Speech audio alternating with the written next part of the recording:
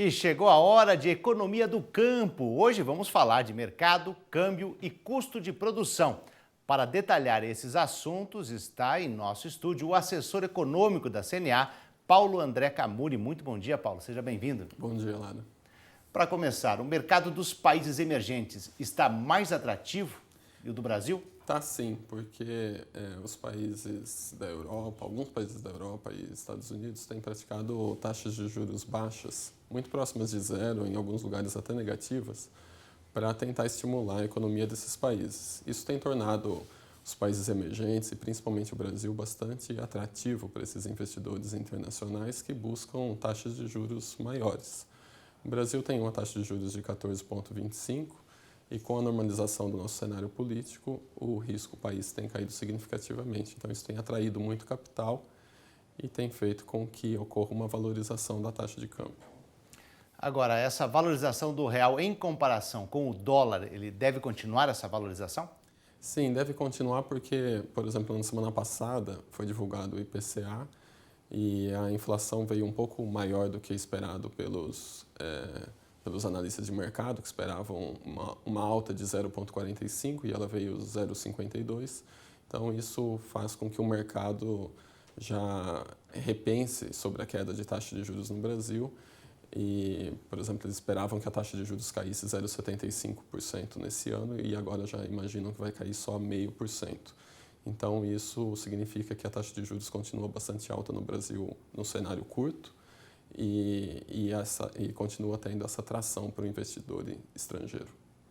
Agora, Paulo, quem ganha e quem perde com essa valorização? Pois é, pensando assim do ponto de vista do produtor rural, aquele produtor que tem dívida ou compromissos atrelado ao câmbio, atrelado ao dólar, ele vai ganhar porque o dólar fica mais barato, né?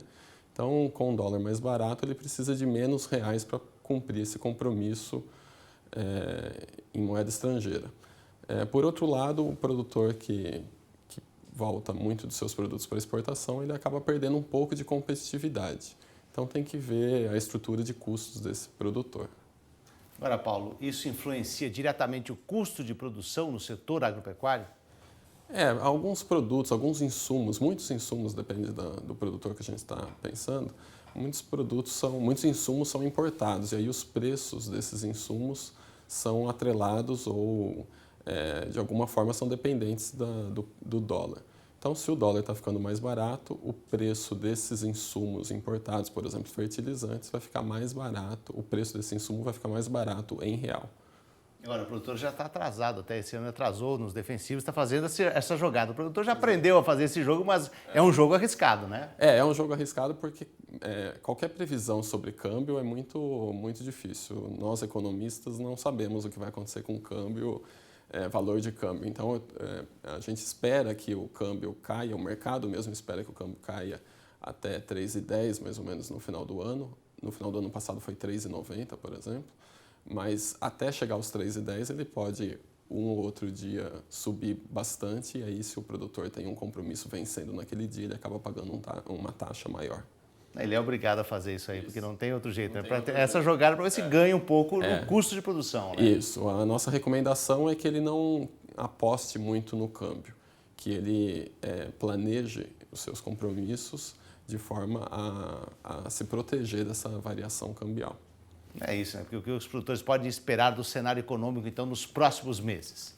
A gente espera, o que a gente tem imaginado para os próximos meses em função dessa inflação um pouco maior do que estava sendo esperado, a gente espera juros altos ainda, uma queda muito baixa de juros, muito pequena de juros, e um câmbio valorizado que pode prejudicar aí as exportações dos produtores, mas por outro lado eles podem se beneficiar com custos menores.